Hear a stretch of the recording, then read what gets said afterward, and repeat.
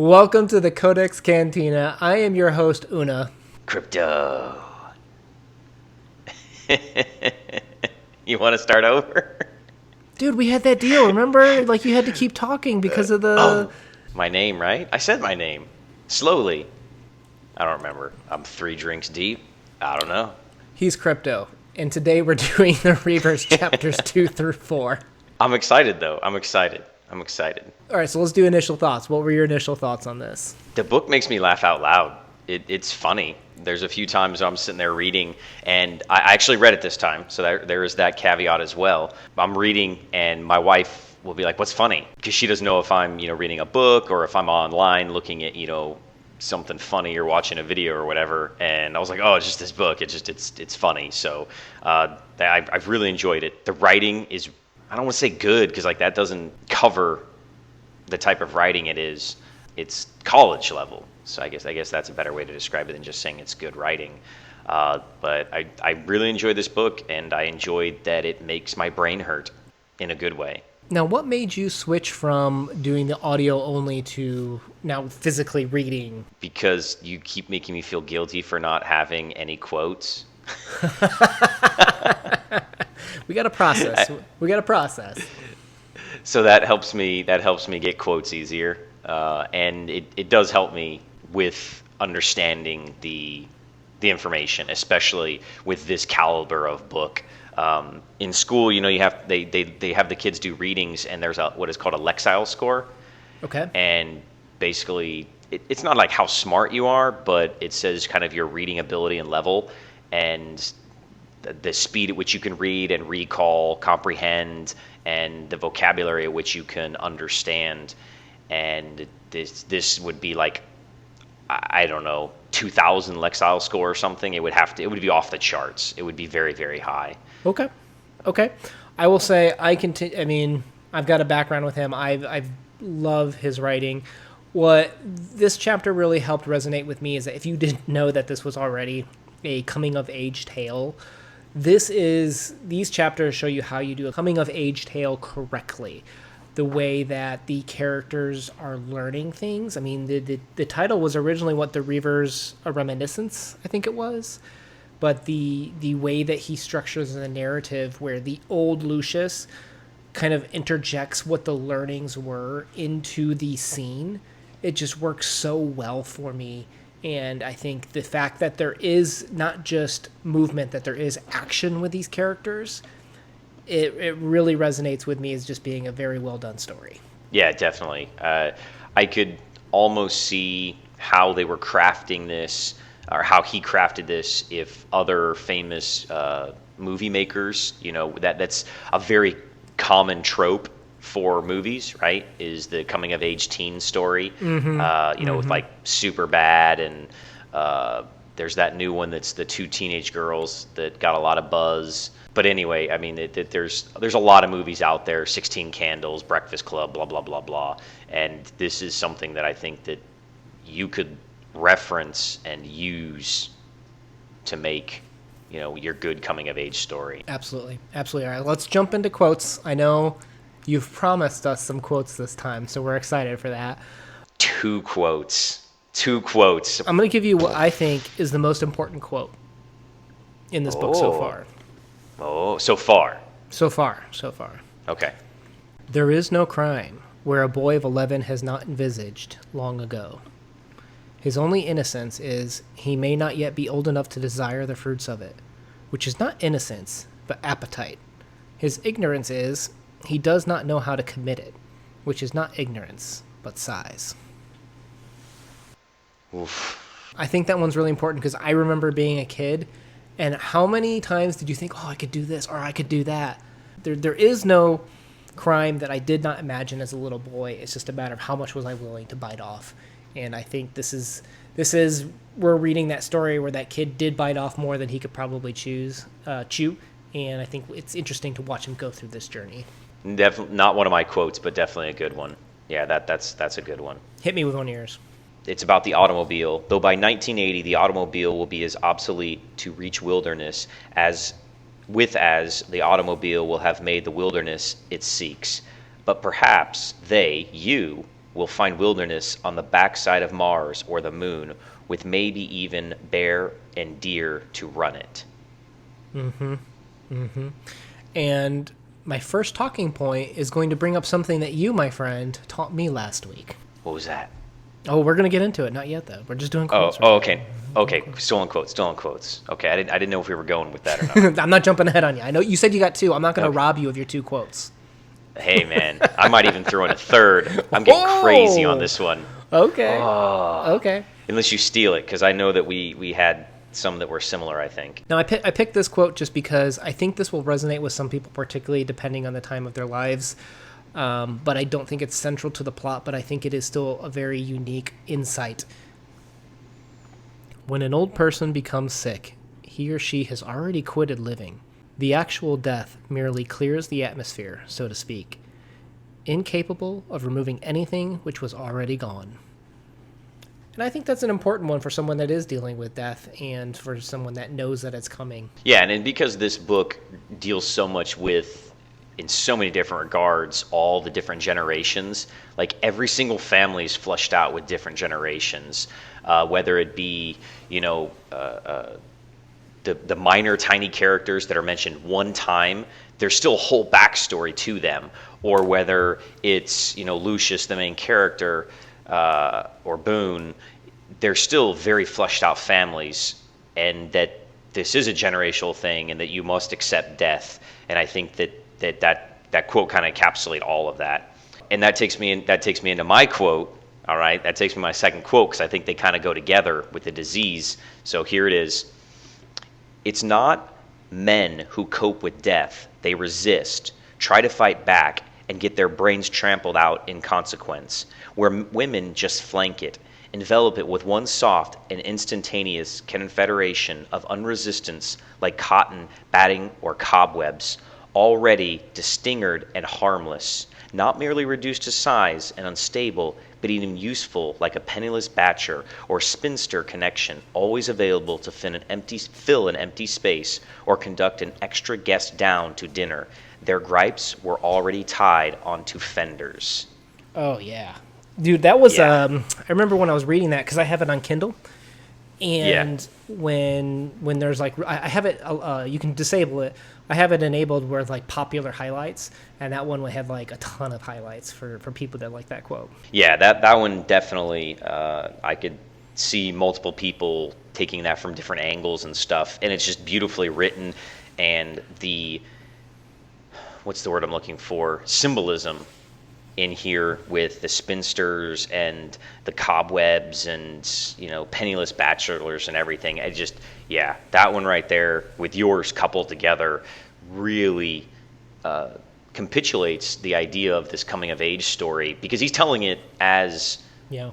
an old man, right? Yes. So he's Yes. telling his grandson about when he was a kid. I'll do one more. I have like four more, but I'll just pick one more. Because I could hit you with another. Okay, I'll do a quick one. Okay. People will pay any price for motion.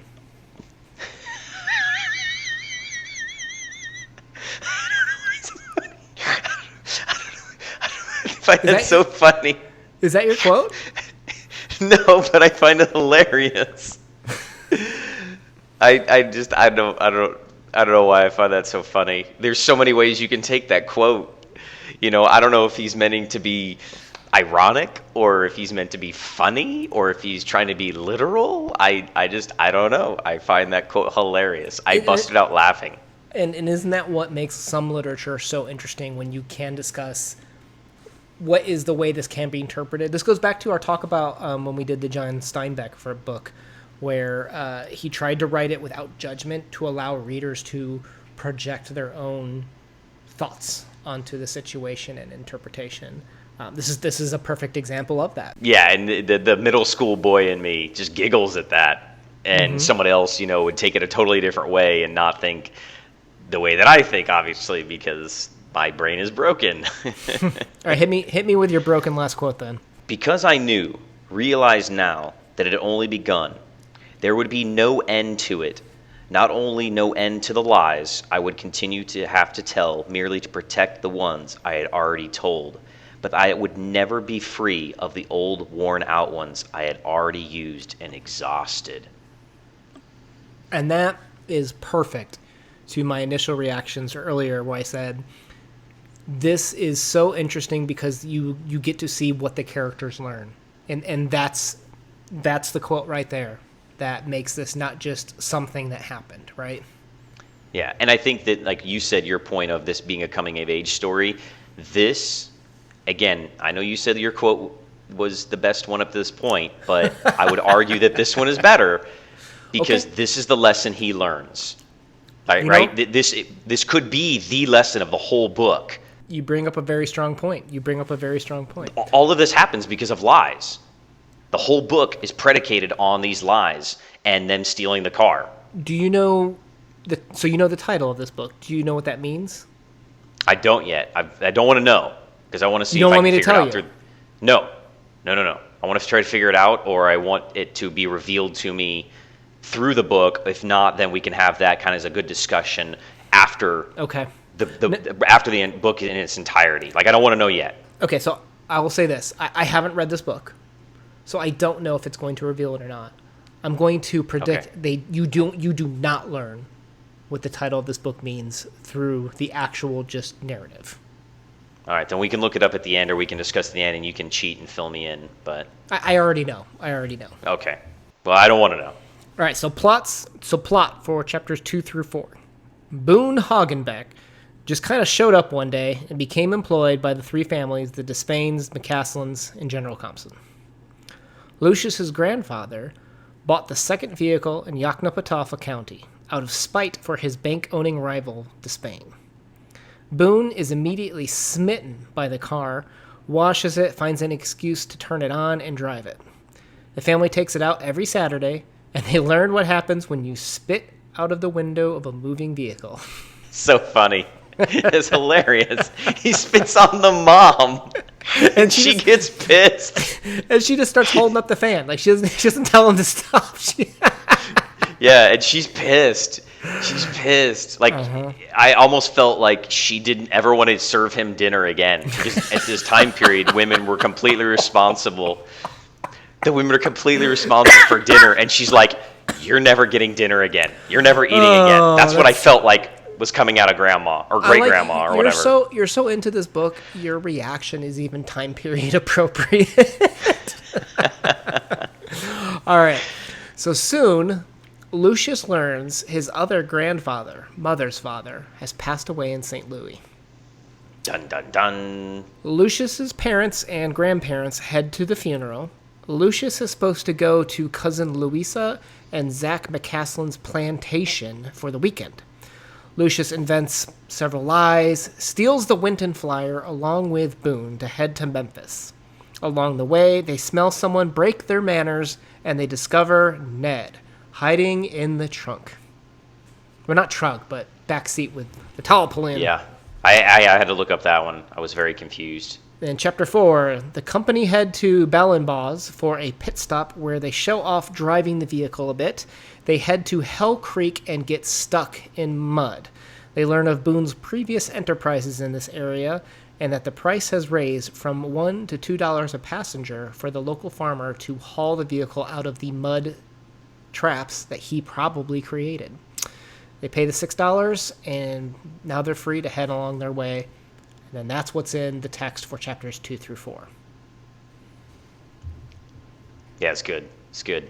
I think the whole time imagining that last chapter, I think that it would be hilarious to see on screen, you know, them trying to stay all clean and the boy, you know, running around probably just like in a shirt and his tighty whities, and he's got these big shoes still on, and there's mud everywhere, and he's just caked in mud, and it would be a very funny scene in a movie when you see this mud just splattering up on their faces and stuff, like something out of the Three Stooges. We might want to consider watching that movie together as like kind of like a wrap up from this. I did look it up. Yeah. So you asked me who Steve McQueen played. He plays Boone. Really? Yeah. Wow. Interesting, right? I would have never imagined the Steve McQueen, who is like a phenomenal actor, you know, really good-looking guy playing that character. Well, how charismatic has Boone been so far? So charismatic. He is, but I also portray him as kind of an oaf. Yeah. Like Yeah. he's almost I don't know. So my first talking point, and I don't have an answer. This is just going to be a question, and that's okay because, as I think I've told you before, there are people who make lives and their careers out of studying, reading, and rereading Faulkner. We are reading this for the first time. I'm sure when we read it a second or third time, if we ever do, that we would get more or different things out of it. You, my friend, have brought up my first talking point, which is Okay. I think you've opened my eyes to something that I don't know the answer to. I don't know exactly all of the ways in which he does it, but I think you picked on something that I have failed to pick up on, and that was you asked me about repetition last time with like why does he reuse kind of like a very similar sentence, and what my answer was, hey, I think he nuances things and I think he bookends things, which I don't think is wrong. I think he does use those in those ways, but I think there's more to it than what I was originally giving credit as I read these chapters 2 through 4, particularly with, you notice like in chapter 2, the first and last paragraphs were basically restating the same thing of, yeah, so his other grandfather passed away in St. Louis, and like he repeats it 2 times. And that Yeah, I was going to bring that up. It says it several times Yeah. about the grandfather dying, and I just didn't understand why he was doing that. If that was some literature I think there's thing. more to it than I know right now. I'm sure we can do some research. I don't want to do research now until afterwards, but I think Yeah. there's something more to it that you've picked up on that I have failed to pick up on. And I thought about, like, you may not know, one of his most famous works is called Absalom, Absalom. Again, repeating the title, right? Okay. You'll notice when they made some references to Faustus, they made that reference to him twice.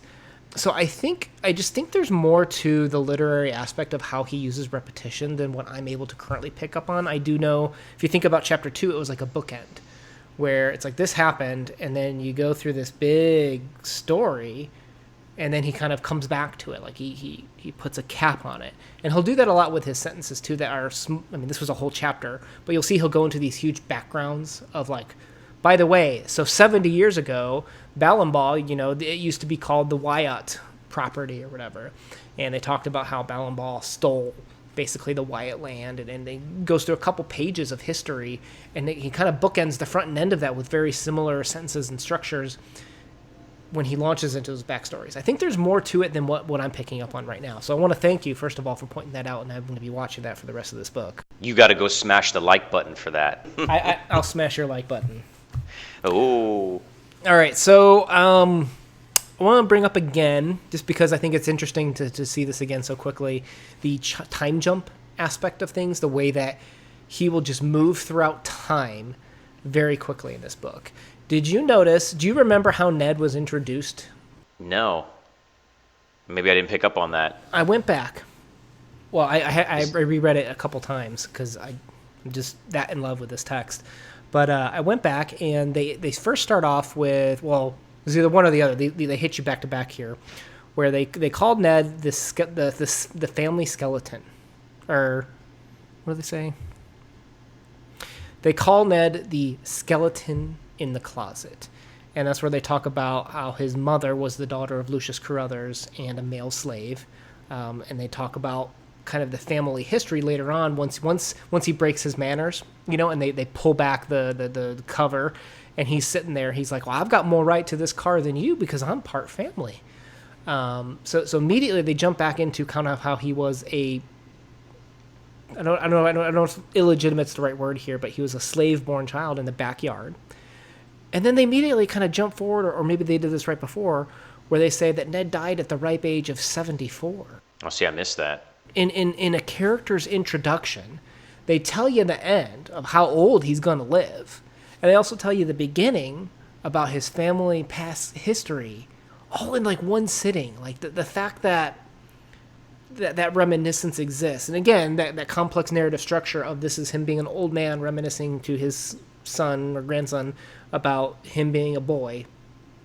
It's super complex and super interesting, and I think it's really interesting the way that he will jump throughout time with that, particularly when it comes to characters. And I think that goes back to our first chapter's discussion on heritage, where even like when they did the Ballon Ball, about how that it's just a country shack, but he created this huge narrative structure behind it that explained how it was created and how it was stolen from the Wyatt's. Just very, very interesting. And I wanted to point that out for those that are kind of like, why are we learning all this stuff? And I think that comes back to the fact of how important heritage and history is. I think it's interesting because it is written time period specific, unlike many of the things we consume today that are so episodic. YouTube, 10, 15, 20-minute clips. Movies or TV shows, 45 minutes to an hour. Movies, 2 hours. Where a book is a time investment and there is no cliffhanger. Like, he doesn't need to draw out Ned's story. He can just tell you, hey, this is Ned. This is his life. This is how he was born. This is his lineage. This is when he dies. But he's still going to be in my story. And there's no problem with you knowing that, hey, Ned dies at some point in time as an old man. He can still be an interesting character in my story, even though you know he's going to die or what's going to happen to him. Where nowadays, you could never do that. You could never do that in a movie or a TV show or anything, because you lose that suspense and you lose the audience, because they're always hungry for, ooh, what's going to happen to this character. And I think that at this time period that he writes this book, it was okay to know everything at the beginning and still be able to enjoy the story. Well, isn't it, if someone were to ask me, like Una, you don't have, your mom's grandfather. My mom's grandfather passed away. Who was he? I can see me relating, when he died, when he was born, and some of the major characteristics of him in the same way that Faulkner introduces his characters in this book. Like you said, from a traditional, narrative perspective, you would never just jump around like this. But if you're like, hey, here's the highlights of what is important about this place or this person, I would probably talk more like how Faulkner's writing now, but that's considered a huge no-no from a traditional literature perspective. Any media, probably, right? And that's probably what makes him so unique, and why we enjoy it so much, is because it is so different than anything else. And you're like, wow, this kind of rubs me the wrong way, and I like it? Yeah. I'm nervous, but I enjoy this. Yeah. So to kind of go on the repetition, so some new words that I learned too, that it's kind of odd that this is something that you have brought up many times before, and now I look for it, and I kind of hate you for it. Is ever since we did Stephen King, I always look for when people use the same words over and over. And there's nothing wrong with that. I mean, everybody has a limited vocabulary, and I know that I use the same words over and over again, and I have the same catchphrases, and we all do. But even in this book, of a word that I had never heard before, and a word that I learned, a new word, and I had to highlight it and figure it out, he uses twice within 2 chapters. And this is chapters, I think, 3 and 4 that I found this. So it's Vashaft. How do you spell it? Vouchsafed. Oh, yeah, I had to look that up. There's so many, this is why I partly read it on Kindle, is because I can just highlight the word and be like, oh, I'm too stupid. What word is this? And that was, you asked me why I was reading it, and that's another reason as well, is I'm listening to it, and the narrator said a word. I was like, I don't know what that word means. And, for those of you out there, it's okay. I love learning new words, and you got to be okay with not knowing every single word. You're just not going to, because words evolve and change. So be okay with that, and you'll be that much better off as a reader. But the word means to give or grant something to someone in a gracious or condescending manner, which I thought was very interesting, because in one instance, he uses it in condescending way, and in the other way he uses the word, he uses it in a gracious manner. So again, I can see why you say this guy is the Shakespeare of our time period. To be able to use a word that has dual meanings within 2 chapters in 2 different contexts is pretty amazing writing. Like, you have to appreciate that. Even if you hate the book, even if you think it's boring or awful, you still have to appreciate his writing ability. Was incredible. All right, let's talk about innocence and corruption in this case. What are your thoughts on the car? I knew you were going to ask about the car, and I wanted to have some deep meaning of what the car symbolizes. I can't figure it out yet. Like, It's probably more simple than you think. yeah, The car is a symbol of change. Go back to your freedom. quote. Go back to your Yeah. quote about it helps you reach the wilderness that the wilderness soon escapes. Quote that you said earlier. But it's also, this is the agent of corruption in this story.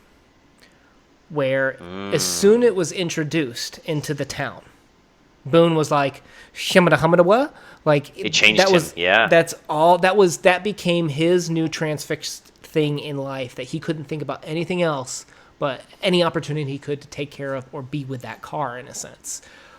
What Yeah. was it? When you think about the innocence, let's get to innocence next. But when we're going through corruption, and we look at Lucius, the young Lucius, not boss priest, but the young one. He made a choice, and it wasn't just like I got caught up in this thing. Like he takes the time to write the prose that specifically says he chose this part of his life, and the car is the corruption agent that brought him to that, basically, where that's what allowed him to achieve this, essentially. And what's interesting for the story about me is how innocence is a choice, right? So we just got done reading some Kurt Vonnegut, right? Mm-hmm. And that was very much fate driven. It doesn't matter what you do, things that are going to happen to you always happen to you. But here, Faulkner takes the approach where there is no such thing as fate. There's only things such as truth. And he even has that quote where he talks about the gods, right? Where he says that some would... Do I have the quote? I don't have the quote.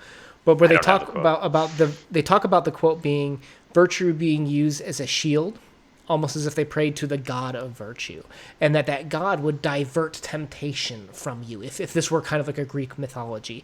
And he kind of ridicules that in a sense, where the reality is it's on you to make that choice, whether you're going to be the good person or you're going to be the person that chooses mischief. In this case, this is Lucius' opportunity to choose mischief. So I think it's interesting the way that Faulkner has painted that. It's a stark contrast to what we saw with Vonnegut, which we both loved, right? We love both of these versions, and we can associate with both. What I think is interesting is just Luce learns from these situations, and I think that's what makes it a good story, because he learns honor and pride, right?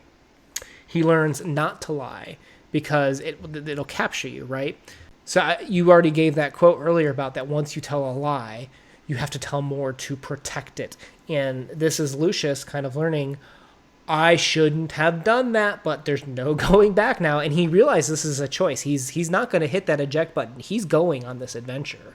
And I think that is so critical and so important from a character, and also just from like a coming of age tale of this is what the character learned. I just watched Arctic last night. Like, I don't know if you've seen the previews for that movie. No, haven't. Horrible. It's just survival porn is what it is, of the character trying to survive and shit happening to him, and he doesn't learn anything. It's just like, okay, like bad shit happened, and I'm not gonna say the ending. Is this a TV show or? No, it's a movie that came out with like that Mads Mikkelsen, which my wife really loves, but there's no literary aspect to it. It's horrible. So these moments to take this and to differentiate are critical to what makes this a masterpiece. So I have a follow-up question for you then on that. Two follow-up questions. What is your car, and what is the vehicle of today? What is my agent of corruption? Consumerism. I fall victim to consumerism, and I hate it. And I try very hard, particularly with books. I bought any and every book, and my wife made me get rid of a whole bunch when we moved because I had way too many. And I'm doing a much better job now of using the library and using communal resources. I think about it as a depreciating asset, more so, such as a car, which is a depreciating asset. It's something you can spend thousands of dollars on, but it's going to go to zero. You're going to get rid of it. So unless it was an original Faulkner signed or something, I mean, that probably wouldn't go down in value. Oh gosh, that would That would be with me till I die. Not only for That'd be in the coffin with me. You bury me with that book. Yes. You bury me with that Faulkner book, you son of a. All right, let me. I want to try something here, and I know we won't be 100% accurate or successful at this because you just get so caught up in the reading. I want to keep track of all the stuff that is stolen in this book. You want to try and help me with that? From this point on, or have you been keeping tallies? I wrote down 4 things, and I know this is not a complete list. I know I'm going to miss this, but I think this would be a fun thing for us to do. But we have the gun in the opening scene. Okay. Right? Chapter 2, we have the virtue and the car, right? We're stealing the boy who doesn't lie, his virtue, and we're stealing literally the car, the Winton Flyer, to go on this road trip. Okay. We have Ballenbaugh stealing the Wyatt land, where they said it was heavily suggested that it was stolen. And then in chapter 4, we have Boone reminiscing about the stolen shovel the last time they went through that farmer's area. Okay. So we're gonna do our best to try and keep track of all the things that are stolen, and point out in the comments below what we've missed, because I'm kind of curious to see how many things are actually stolen in this book. By the way, the farmer, what'd you think of that farmer in the mud scene? Oh, he's a total dick. You know what he is, right? He's come on. He's the guy. He's the boatman. He's the boatman to hell, right? That's how I would view it. Oh no, I think you picked out something stronger. I think that they're crossing this. This is the end, like in Lord of the Rings, where he's like, if I take one more step, I'm the furthest I've ever been from the Shire. And Lucius is like, once this car goes over this, and it's even called Hell Creek or something, right? I think you are actually onto something stronger than what I was going to say. I think you pay the gold coin to Charon. I think it is. Chirin. I'm pretty sure it's Chirin. And he ferries you across the river Styx, right? Yeah, this has definitely got to be a symbolism for that, right? Because you're going into hell, and now all bets are off when they go to Memphis. Memphis is the metaphorical hell here, maybe. Nothing against Memphis. Memphis. I love Memphis. From a narrative perspective, this is their robbing of their virtue. Going to hell. You know what? I'm not even going to say mine because yours is so much better than mine. and he doubles the price on them too. Because 2 pennies, right? It's 1 for each eye. And he doubles it. He goes, you need 2 for each passenger. So everybody needs to pay their penance like you would at the River Styx. The 2 pennies on the eyes. You totally just went up to me there. Good job on that one. Firepower! I got a few brain cells that function sometimes. Yeah. When I don't drink them away. And then going back to, I think another, I'm going to give you some more. I'm going to throw you some more credit. Okay. Going back to your first point from the first chapter, you talked about the gun being a symbol of manhood. I thought it was interesting. The quote was, "He and Mr. Buffalo had come to what would have been a physical battle had not Mr. Buffalo, that apparently inexhaustible reservoir of surprises and capabilities, drawn a greasy and soot-grimed but perfect, efficient pistol on Boone." I think had you not pointed out the concept of the gun being a representation of manhood, I would not have thought of that. But these 2 men are getting ready to fight, and the one that pulls out his manhood is the one that kind of stops the fight. Yay me. Yeah. So with that said, guys, let's keep track of what other things are stolen through this piece.